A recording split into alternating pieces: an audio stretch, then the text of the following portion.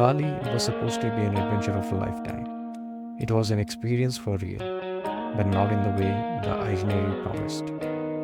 This time's travel was planned, guided, safe in all the places that don't actually change you. And somewhere between a temple I'd seen on 100 reels and a plate of nasi goreng, eaten alone, something shifted. I started wanting the opposite. No guide, no map, unprepared, alone. Just the quiet terror of not knowing where the next day might lead me. That hunger, that's the real souvenir. And I haven't stopped thinking about it since. Here's what Bali does if you let it. It shows you people who have walked away from everything, jobs, apartments, the whole script, and stayed for months because they're trying to find out who they are without the noise. I met a few of them, and in between, I ate what Bali actually gave me, nasi goreng, ayam betutu. Simple food, nothing cinematic about it, no story there. Just fries and spice and heat. But watching those people live so differently while eating alone in a place where nobody knows your name, that does something. Most people here are tourists. They photograph the rice terrace and leave. A traveler doesn't get a happy ending. You just keep going. Open to ordinary days and ordinary meals. Because somewhere in that quiet willingness, you meet the thing you didn't know you were striving for. I have advocated over everything else for being courageous and knowing oneself rather than being unknown to your own likes and dislikes. Not the version your parents want, not the version your feed rewards, the actual you.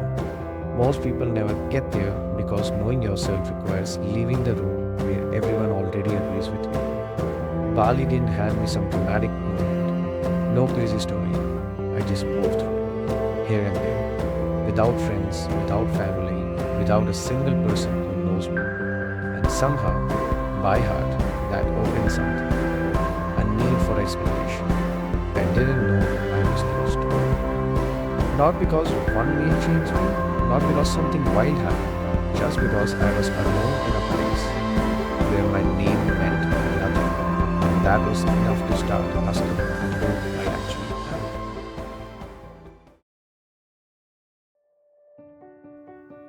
Traveling will open your mind to the fact that they are different in almost every place.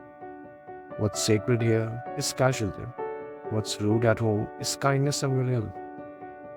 We are so comfortable in our own little world that we make it our jail, unknowingly. We build these little worlds, our apartment, our friend group, our 9 to 5, and call it life.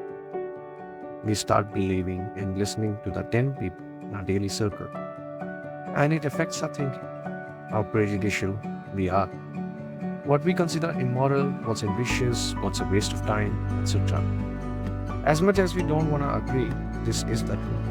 A constant getting out alone, meeting random strangers, that's a good thing. Not because strangers are wiser, because they don't know your story yet. And for a few minutes, neither do you. That's worth more than any comfort zone.